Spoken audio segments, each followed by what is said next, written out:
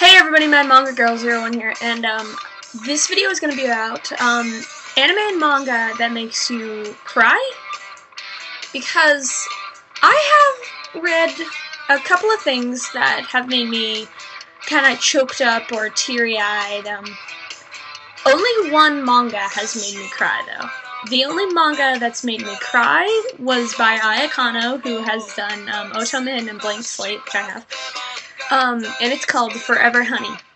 It's about a little girl whose mother left when she was a baby, and so she only lives with her dad, and they have this really bonding relationship, and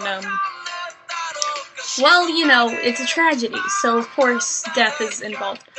But it has so far been the only manga that makes me cry. You know, there has been manga that makes me that makes me go and, you know, like, Full Moon Osaga Shite, that makes me, it made me cry in the anime. That was the first anime that made me cry, and it was also the first manga that made me get choked up. But I think only about 3 animes have made me cry. Only one has made me, like, weep. Like, tears, red face, screaming. And that was Code Geass, and that's why I love it so much. It just made me really emotional, and I love that. But the first one that made me tear up was, well, obviously, Full Moon Osaga Shite.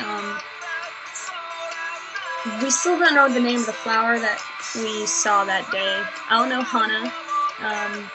Romeo x Juliet made me, like, one tear fall down my face, and then I was like, I'm not a baby. I can deal with this. But I like reading this stuff from time to time, because it kind of reminds you that anime and manga is not always happy-go-lucky. It is also something that if, for example, in this Socrates manga, which is my friend's, she lent it to me, it did make me sad. Like, it felt like, oh, well, I'm glad I'm not that guy. But it didn't make me cry, but I did understand the feeling in this. From one, my mother passed, like, a year and a half ago. And, you know, that kind of empty feeling that surrounds you is something, you know, that is around. But it's kind of amazing what an author can put into, I had spaghetti and it was spicy. What in a book, and make you teary-eyed or cry or something like that. And I'm gonna elaborate on the Code Geass thing real quick, because it really, I was so glad nobody was home, because I was freaking out. I was flipping shit. I was screaming. I was like, she's not everyone. It was something. That's probably the most besides Ouran High School Host Club, I was laughing my ass off, when I watched that the first time. I was being overly laughy. But, in Code Geass, I was just so crying with so much, like, my heart hurt kind of thing. Like, never forget. And it does. It really makes you emotional, and, anime and manga can make you cry, it can make you laugh, it can make you sad, it can make you go like, yeah! Powered up, it can make you feel confident.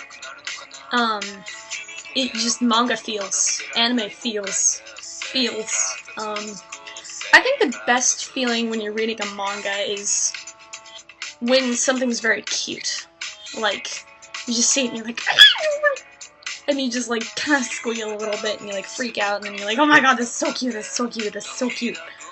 I often do that when I'm reading, Junko's yaois. Her yaoi mangas make me, like, fangirl so hard. Also, right now I'm watching Blue Exorcist. Isn't that beautiful? I love it. But when I watch this, I get really excited when the fight scenes come. I'm like, yeah, kick ass! And it's so fun. It's just like this roller coaster of emotions, because you're like, and you're like, yeah, and then you're like, oh, And you're like, that's kawaii. Or then they even have game moments. It's so fun. So yeah, put down your favorite anime manga feel. Or your favorite thing, or something that made you cry, something that's awesome in the comments. Because I'd really like to get to watch and read something that's kind of like more like a roller coaster ride, because right now I'm kind of in a flunk. Sad. So thanks for watching. Bye.